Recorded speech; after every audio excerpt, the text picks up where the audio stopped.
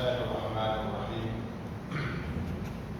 Assalamualaikum warahmatullahi taala wabarakatuh. Alhamdulillahirabbil alamin. Wassalatu wassalamu ala asyrafil anbiya'i wal mursalin wa ala alihi wa ashabihi wa man tabi'ahu bi ihsan ila yaumiddin. Subhanaka la ilma lana illa ma 'allamtana innaka antal alimul hakim. Wa la haula wa la quwwata illa billahil aliyyil azim. Amma ba'd. Yang dihormati, yang dikasihi Tuan Pengurusi, Tuan Imam, Tuan Bilal, ahli-ahli jawatan Qasas muslimin muslimat yang dirahmati oleh Allah Subhanahu wa taala. Alhamdulillah, pertamanya marilah kita sama-sama bersyukur kehadirat Allah Subhanahu wa taala. Kerana dengan izin Allah dapatlah sama-sama kita berada di dalam rumahnya. Mudah-mudahan duduk kita dalam rumah Allah mendapat keberkatan, mendapat rahmat dan nikmat dan kasih sayang oleh Allah Subhanahu wa taala. Kita mohon kepada Allah Subhanahu wa taala agar Allah menampunkan segala dosa-dosa kita, menerima segala amal ibadah kita, menjauhkan kita daripada azab kubur dan azab api neraka Jahannam, dan menempatkan kita di hari akhirat kelak bersama dengan para anbiya, para syuhada, para orang-orang yang beriman, yang bertakwa, yang sentiasa mendapat naungan arsy Allah Subhanahu wa taala, yang sentiasa akan mendapat syafaat daripada Nabi sallallahu alaihi wasallam dan syafaat daripada Allah, dan sama-sama dapat memasuki syurga Allah Subhanahu wa taala di hari yaumul mahsyar. Muslimin muslimat yang dirahmati oleh Allah Subhanahu wa taala, dan insya-Allah sementara kita menunggu masuknya salat fardu isya, kita duduk seketika dalam majlis ilmu dalam kuliah maghrib pengajian kitab Saqaratul Maut. Kita masih lagi pada bab yang ketiga, iaitu bab ziarah ila kubur, di mana kita berhenti lebih kurang setahun yang lalu. Setahun yang lalu kerana atas asbab pandemik COVID-19. Jadi sama-sama kita mohon kepada Allah Subhanahu wa taala agar tahun ini kita diberi kesempatan oleh Allah untuk sama-sama kita mengimarahkan surau dan masjid pada bulan Ramadan yang hanya beberapa hari saja lagi, untuk sama-sama kita nak menyambut kehadiran bulan yang penuh barakah yang dikhususkan kepada umat Nabi sallallahu alaihi wasallam. Jadi kita berharap agar kes COVID-19 tidak meningkat, kerana kita lihat juga kalau kes meningkat kembali, berkemungkinan takut masjid surau ini akan ditutup semula. Jadi sama-sama lah kita mohon kepada Allah, mudah-mudahan tahun ini kita sama-sama dapat mengimarahkan rumah Allah, sama-sama kita dapat salat tarawih bersama-sama, bertadarus bersama-sama. Baik, muslimin muslimat yang dirahmati oleh Allah Subhanahu wa taala. Jadi insya-Allah kita sambung kembali pengajian kita dalam kitab Saqaratul Maut, masih lagi pada awal tajuk ziarah ila kubur. Ziarah ila kubur. Qala muallif rahimahullahu taala, dan berkata pengarang kitab rahimahullahu taala, mudah-mudahan Allah Subhanahu wa taala menurunkan rahmat dan nikmat kepada ulama yang mengarangkan kitab, kepada yang mendengarnya. Mudah-mudahan kita semua dapat mengambil iktibar, dapat mengambil pengajaran daripada apa yang dituliskan oleh ulama di dalam kitabnya, yang bersumberkan daripada Al-Quran dan hadis Nabi sallallahu alaihi wasallam dan juga hujah para ulama. Baik, maka setelah dibaringkan di liang lahat, berarti dia telah berpisah dengan kekasih, dengan jiran, sahabat handal dan saudara mara. Maka apabila kita mati ya seksa, kita kata ataupun orang mayat atau mayat kita, kita kata banyak orang tanah kubur. adalah malaikat Allah, Munkar dan Nakir. Malaikat Munkar dan Nakir ini sentiasa menunggu mayat-mayat yang baru masuk ke liang lahat.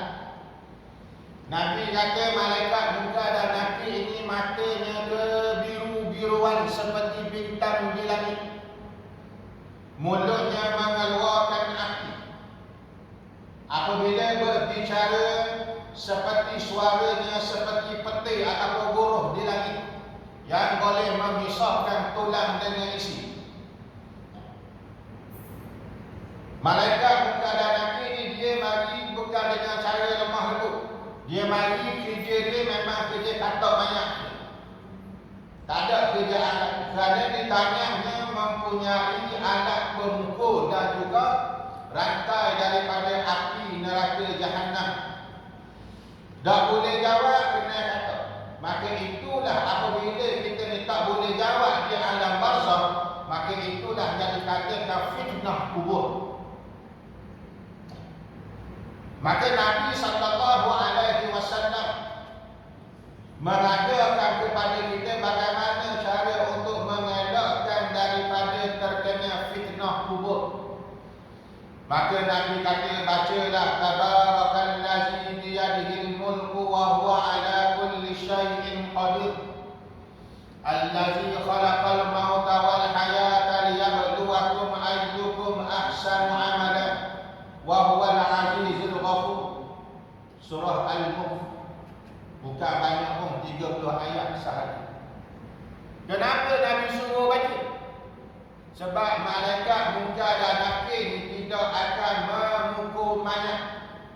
Bagi mayat yang sering membaca surah Al-Mulk semasa hidupnya, apabila malaikat Munkar dan Nakir mari ikut pada surah ini akan berada di kepala. Apabila ditanya ma rabbuka, boleh jawab tak boleh jawab. Kerana iman lemah, amalan kurang, tapi amalan membaca surah tersebut ada. Baru malaikat nak kata surah ini akan berkata-kata, wahai malaikat Allah, jangan memukul dia. Janganlah kamu memukul fulan bin si fulan, kerana semasa hayatnya dahulu sering membaca akan aku. Malaikat ini pula dekat kaki. Surah ini juga akan berada di kaki. Nah, maka ulama mengatakan surah ini sentiasa mengalir di dalam tubuh manusia yang sering membaca surah Al-Mulk, kerana ia menjadi pembela bagi orang yang membaca dan menyelamatkan daripada terkena fitnah kubur. Tak ada siapa pun yang boleh lawan malaikat Munkar dan Nakir. Hanya seorang saja yang berani berkata-kata.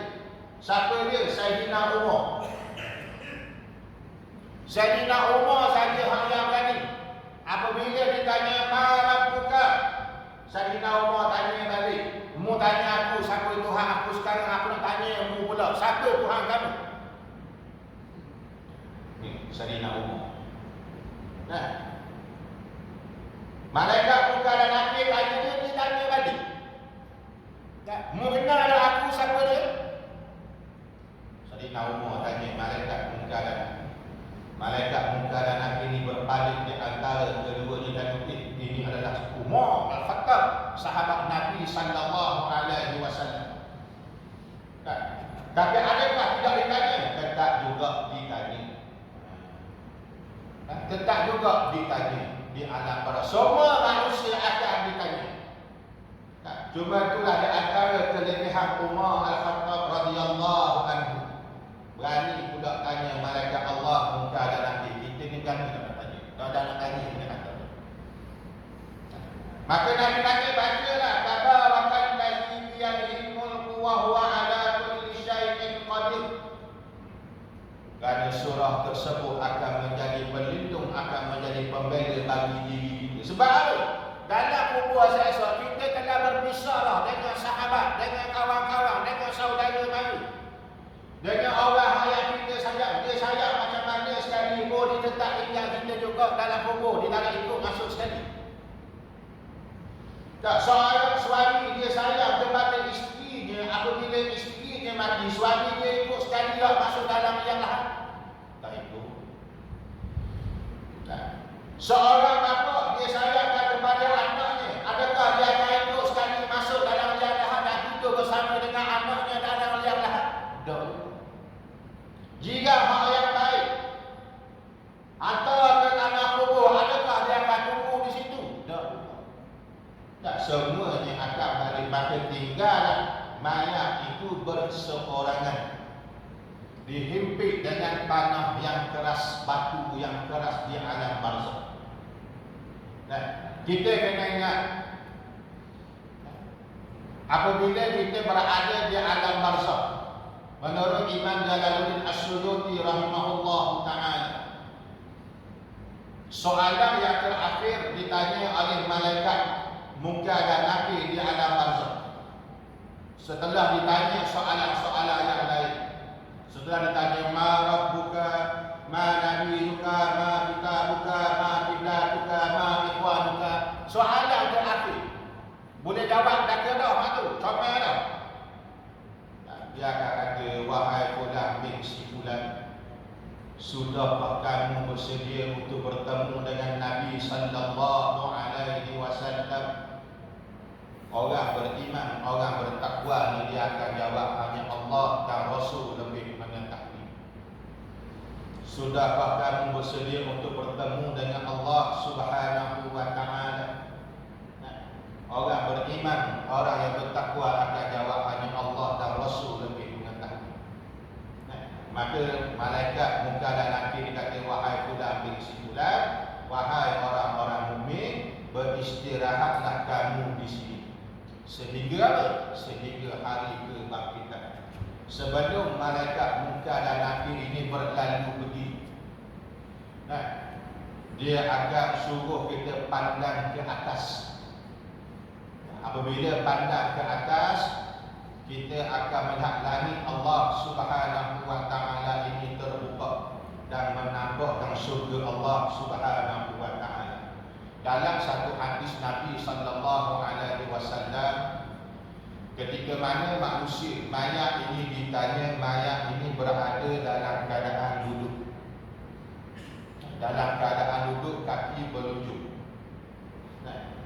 Kerana diangkat oleh malaikat Munkar dan Nakir. Malaikat Munkar dan Nakir mari, kita dalam keadaan baring, maka dia pun angkat kita dalam keadaan duduk. Duduk dalam keadaan kaki berlujur. Maka ditanya satu persatu.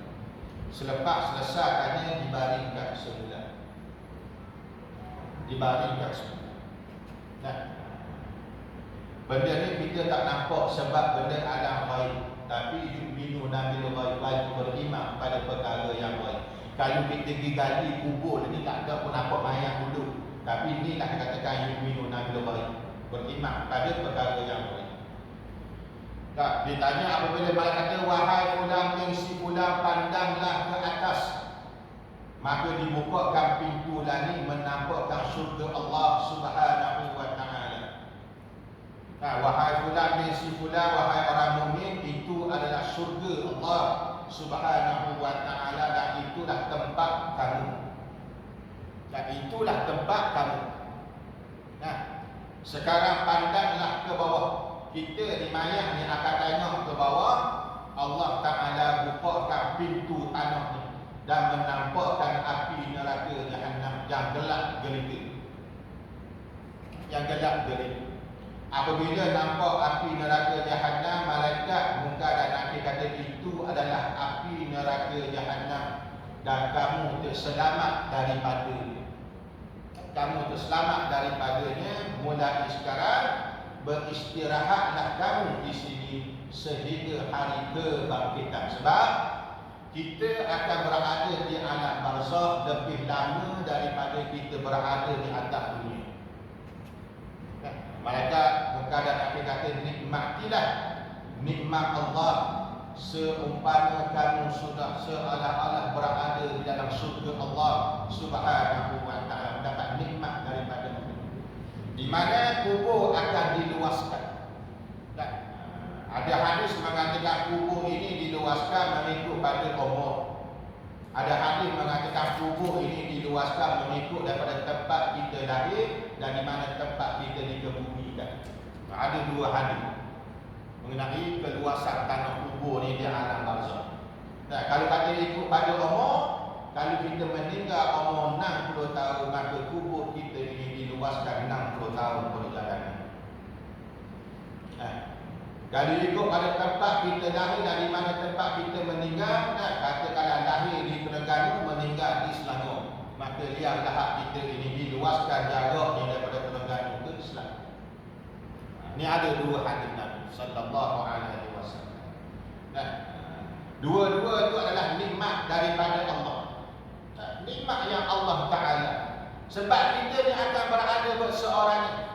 Pada ketika itu, selain daripada amalan kita, kita juga mengharapkan doa daripada orang yang hidup.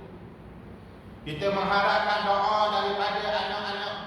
Kita mengharapkan doa daripada kawan-kawan. Kita mengharapkan doa daripada anak-anak karimah yang selalu berjemaah. Semua ni kita mengharapkan. Sebab tu Nabi, setiap malam Nabi keluar daripada rumah, Nabi pergi ke tanah perkuburan Baqi' Al-Gharqad di Madinah.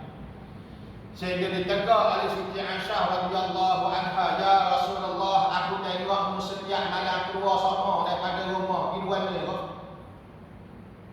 Nabi kata, "Aku pergi ziarah kubur." Dan orang yang mati ni mengharapkan doa daripada kita orang yang hidup. Maksudnya kalau kita sering mendoakan kepada orang yang telah mati, dan doa ni diterima oleh Allah dan sampai kepada si mati, kuburnya bercahaya selama 7 hari 7 malam atas berkat selawat ke atas baginda sallallahu alaihi wasallam. Sebab apabila kita dibaringkan ke liang lahat, kita berpisah dengan kekasih jiran, sahabat anda dan saudara mara. Mayat tidak mempunyai kuasa untuk pulang ke rumah bersama ahli keluarganya yang pulang menuju ke rumah. Ketika mana mayat dihantar ke tanah kubur, roh si mati diikut sekali. Roh si mati diikut sekali. Naik mayat atas kata jenazah, roh ni pun ikut naik kata jenazah juga. Orang duk mandi dia dalam bilik jenazah, roh ini akan tengok siapa dia yang memandikannya. Apabila berdiri hari atas kepala, roh ini akan berkata-kata kepada orang yang menjuruskan air, perlahankan sedikit kerana sakitnya sakaratul maut tadi belum lagi hilang. Ibu perlahan. Sebab tu Islam suruh buat berlemah lembutlah kepada mayat. Berlemah lembutlah kepada mayat. Maknanya itulah penghormatan terakhir. Sebab mayat ini akan berkata-kata, roh ni akan berkata-kata. Cuma orang yang memandikan saja ni dia tak boleh nak dengar. Kalau boleh dengar dia lagi, tinggal mayat tu memandi sendiri.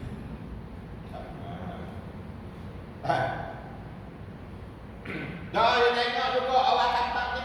Tengok orang kapang, siapa dia jadi terima, siapa dia yang angkat mayat ni buat masuk dalam kata jenazah. Sampai ke tanah kubur, orang turun mayat dia, dia pun ikut turun sekali juga. Dia pun tengok siapa dia yang memasukkan mayat dia dalam liang lahat. Semua pakat balik, dia pun nak ikut balik juga. Tetapi dihalang oleh Allah Subhanahu wa ta'ala, dilarang, dia tidak ada kuasa untuk balik.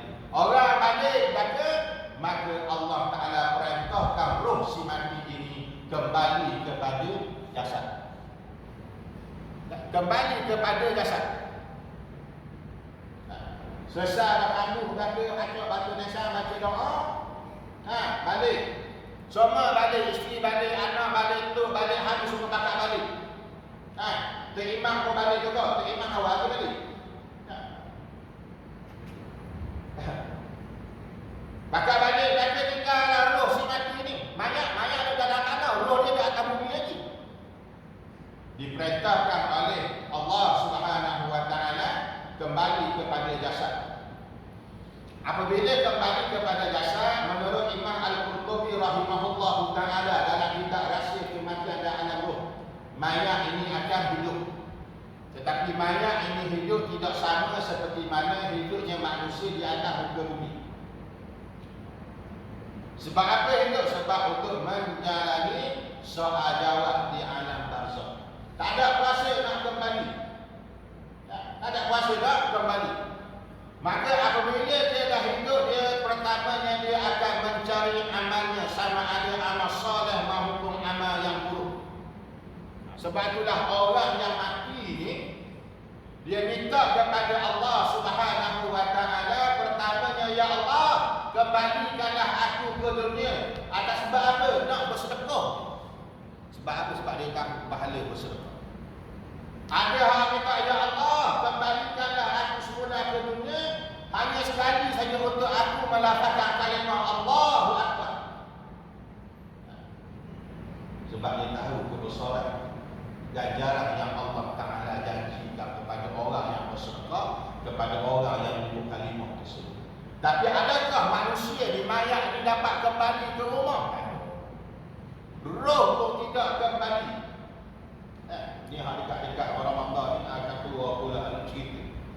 Roh kembali ke rumah pada bulan Ramadan. Tak ada. Roh tidak kembali ke rumah. Dan roh dia tetap berada di alam roh. Roh orang-orang mukmin bersama dengan perkampungan orang-orang mukmin. Roh yang jahat akan bersama dengan roh orang-orang yang jahat. Adakah roh ini kembali ke rumah?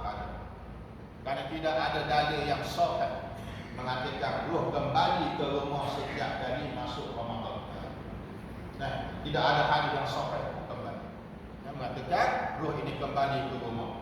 Tetapi mayat ini, roh ini di alam barzakh, dia akan mencari amalnya, sama ada amal yang soleh maupun amal yang buruk. Mencari amal yang soleh ini adalah untuk menjadi pembela dia di alam barzakh. Sebab lama berada di alam barzakh. Tetapi sebenarnya kematian itulah hak yang sering kita lagi. Wajahat saqaratul maut bil haq. Kematian hak yang sering kita lagi. Semakin jauh kita lari daripada kematian sebenarnya, semakin dekat kita dengan alam barzakh. Semakin hari semakin dekat kita dengan soal jawab muka dan nakir. Semakin hari semakin dekat kita dengan alam kubur. Kita ni dalam perjalanan untuk pulang kembali kepada Allah Subhanahu wa taala. Muslimin muslimat yang dirahmati oleh Allah Subhanahu wa taala. Allah Subhanahu wa taala menyebut di dalam Al-Quran, wa laqad ji'tumunna furadda kama khalaqnakum awwala marratin wa taqtum ma khawlanakum wara'a zuhurikum wa ma nara ma'akum syufa'akum al-kazib za'amtum annahum fiikum syuraka laqad taqatta'a bainakum wa dhalla ankum ma kuntum tas'umun. Dan sesungguhnya kamu telah datang kepada kami, maknanya kita datang kepada Allah Subhanahu wa taala dalam keadaan bersendirian. Inilah yang dikatakan hari tanpa penolong. Tak ada siapa pun yang boleh tolong kita kecuali syafaat Nabi, kecuali amalan kita dan juga syafaat kawan-kawan. Syafaat kawan-kawan ni bila boleh tolong? Di hari akhirat esok. Kalau syafaat kawan-kawan, syafaat Nabi pun di hari akhirat esok, di yaumul mahsyar, perhimpunan manusia di mana kita akan mencari seorang manusia yang bernama Muhammad bin Abdullah, Nabi sallallahu alaihi wasallam. Kita kembali kepada Allah dalam keadaan bersendirian, seperti mana Allah Taala ciptakan kita dahulu pun dalam keadaan bersendirian. Maknanya asalnya kita ni daripada lemah dan kembali kepada Allah pun dalam keadaan lemah. Kita mari dalam keadaan kosong, janganlah kita pulang kepada Allah dalam keadaan tangan kosong. Kita mari ke dunia di dalam keadaan kosong, dalam keadaan kita tidak mempunyai dosa, dalam keadaan kita tidak mempunyai pahala, dalam keadaan kita tidak mempunyai amal kebajikan, amal kebaikan, amal ibadah. Tetapi ingat, apabila kita kembali kepada Allah, janganlah kita kembali dalam keadaan tangan yang kosong. kosong. Maksudnya kita kembali kepada Allah dalam keadaan kita bawa pahala. Kita kembali kepada Allah dalam keadaan kita bawa amal kebajikan kita untuk kita persembahkan kepada Allah Subhanahu wa taala. Tapi ramai manusia datangnya tangan kosong, kembali kepada Allah dalam keadaan tangan yang kosong.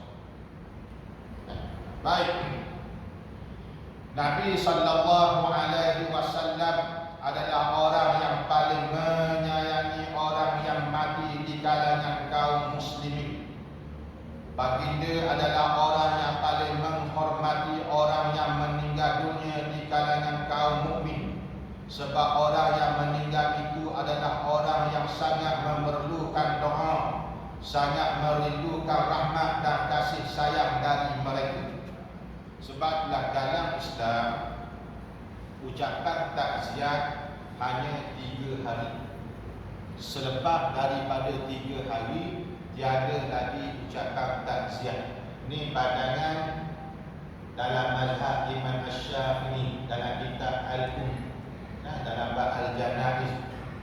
Masa ucapan takziah hanyalah 3 hari. Selepas daripada 3 hari cukup dengan mendoakan sahaja. Kenapa 3 hari? Kerana Imam Asy-Syafi'i kata, dengan ucapan takziah kalau lebih daripada 3 hari, bimbang takut boleh membuat keluarga si mati ini bersedih, maka hukum dia menjadi haram. Menyebabkan keluarga si mati ini bersedih. Sebab itu Islam letakkan 3 hari. Sebab itu dalam kitab Al-Qur'an disebut larangan mendirikan kemah di rumah si mati, larangan berkumpul di rumah si mati walaupun tiada tangisan, kerana bimbang apabila menimbulkan tangisan sedih keluarga si mati, maka hukum dia jadi haram berdosa. Sebab apa? Menyebabkan keluarga si mati ini bersedih. Dalam keluarga dalam keadaan bersedih tapi kita dimai tanya pula mati sebab nama hidup ini menyebabkan dia ni berdarah pula air mata. Jadi kita ni pula jadi berdosa. Ini dalam mazhab Imam Asy-Syafi'i rahimahullah ta'ala. Dan tuan-tuan boleh buka kitab Al-Qur'an jilid yang kedua. Baik. Sebab tu Nabi paling sayang orang yang mati di kalangan kaum muslimin. Nabi juga orang yang paling menghormati orang yang meninggal dunia di kalangan kaum mukminin. Sebab Nabi kata orang di kalangan mukmin ini mati memerlukan doa dan sangat merindukan rahmat dan kasih sayang daripada mereka. Sebab tu orang yang mati sebenarnya mengharapkan doa daripada orang yang hidup. Mengharapkan doa daripada orang yang hidup. Ramai-ramai orang yang mati yang berada di alam barzakh sekarang ni duduk menunggu doa daripada anak-anak, daripada kawan-kawan, daripada sanak saudara. Duduk tunggu doa. Aku ni kawan ramai tapi tak ada seorang pun menghantarkan doa untuk aku. Aku ni adik-adik ramai tapi tak ada seorang pun adik-adik ni mendoakan untuk aku. Anak aku ni ramai. Tapi tak ada seorang pun mendoakan aku ni sebagai ibu, aku ni sebagai bapa. Sebab itu roh si mati ni sedih. Tak setiap hari rasa sedih kalau tidak ada doa daripada anak-anak, daripada kawan-kawan. Kawan-kawan paling lama berapa lama sangat berdoa. Kena buat setahun sekali. Yang ziarah tu memang baik. Doa ni sentiasa kena ada kepada si mati. Sebab itulah Auf bin Malik radhiyallahu anhu menceritakan Nabi sallallahu alaihi wasallam mengerjakan salat jenazah ke atas salah seorang lelaki Ansar yang baru sahaja meninggal dunia. Sewaktu kami menyusukan saf di belakang baginda, aku melangkah maju ke belakang saf depan sehingga aku berdiri di sisi baginda yang menjadi imam salat ketika itu. Aku mendengar baginda sallallahu alaihi wasallam menangis sambil membacakan doa, Allahumma ighfir lahu warhamhu wa'afihi wa'fu anhu. sahabat dengar siapa dia Auf bin Malik tak dengar Nabi membacakan doa. Sebab dalam solat jenazah semuanya mempunyai doa setiap kali lepas takbir. Doa itu satu untuk si mati. Dan atas berkat doa yang kita baca ni akan memberi syafaat kepada si mati.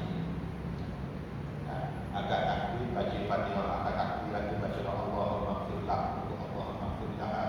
Ataupun ayat yang banyak, Allahumma ighfirlah. Sebab apa? Doa tersebut tanda kasih sayang kita kepada si mati. Tanda kasih sayang kita kepada si mati. Begitu juga Nabi, kerana Nabi sayang kepada orang mukmin, Nabi membacakan doa ketika solat jenazah dalam keadaan Nabi menangis. Sahabat Nabi Ibnu Mas'ud dalam peperangan Tabuk, tengok Nabi berada di dalam liang lahat. Ibnu Mas'ud ni berada di tepi tanah kubur, tengok Nabi baca doa, dia pula menangis. Sehingga ditegur oleh Sayyidina Abu Bakar. Sayyidina Abu Bakar kata, wahai sahabat, wahai Mas'ud, kenapa kamu menangis? Ibnu Mas'ud kata, sesungguhnya yang aku harapkan pada ketika ini akulah yang menjadi mayat di sini. Sebab ada doa daripada Rasulullah sallallahu alaihi wasallam. Kita hari ini ada doa daripada siapa? Ada doa daripada ulama. Kalau ulama kita lawan. Dah harap doa daripada imam ahli surah masjid. Tapi kalau ahli surah, imam surah kita lawan. Susah. Tapi mati tahu pula macam dia Rasulullah masjid. Itu masalah kita. Mati tahu pula mari cari. Sebab Nabi berdoa, ya Allah ampunilah dosa-dosanya. Ya Allah maafkanlah kesalahannya. Ya Allah berikanlah rahmat kepadanya. Ya Allah muliakanlah tempat tinggalnya. Lapangkanlah kuburnya. Mandilah dia dengan air salji, air sejuk, serta bersihkan dirinya daripada dosa-dosa dan kesalahan-kesalahan, sebagaimana pakaian yang berwarna putih bersih daripada kotoran dan noda. Ini doa Nabi sallallahu alaihi wasallam ketika Nabi menjadi imam solat jenazah pada salah seorang sahabat yang meninggal. Sahabat apabila dengar Nabi menangis pun dalam sembahyang, sahabat nangis tak? Sahabat nangis. Sebab pada ketika itu masing-masing dia tak, sesungguhnya yang aku harapkan pada ketika ini akulah yang menjadi mayat tersebut. Sebab doa daripada Rasulullah. Doa daripada Rasulullah. Kalau Nabi mohon doa kepada Allah Subhanahu wa taala, kekasih Allah, mohon doa kepada Allah. Terima tak doa? Doa Nabi. Sebab Auf bin Malik kata, demi Allah hingga ketika itu aku berangan-angan bahawa akulah yang mati dan disolatkan kerana kebaikan doa dan kasih sayang Nabi sallallahu alaihi wasallam yang diluahkan kepada orang-orang yang meninggal dunia dari kalangan kaum muslimin. Doa Nabi sallallahu alaihi wasallam. Kita hari ini ada doa daripada saya. Sebab kita nak selamat berada di alam barzakh. Kita lama berada di alam barzakh. Kita bimbang takut terkena fitnah kubur. Sayyidina Umar radhiyallahu anhu mohon kepada Allah supaya berlepaskan diri daripada terkena fitnah kubur.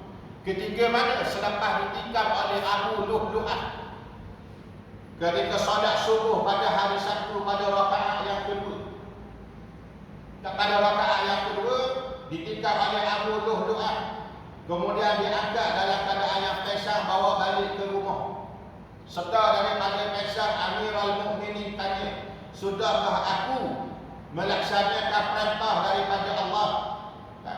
Sahabat jawab, belum lagi wahai Amirul Mukminin. Maka Amirul Mukminin Sayyidina Umar kata, janganlah kamu memanggilkan aku Amirul Mukminin. Aku sekarang ini bukan lagi pemimpin kamu. Mulai sekarang aku sudah menjadi sebahagian daripada penghuni akhirat. Maksudnya Sayyidina Umar sudah bersedia untuk mati. Kerana apa? Pertamanya kerana Islam, keduanya kerana Nabi SAW dan kerana nak bertemu dengan Allah.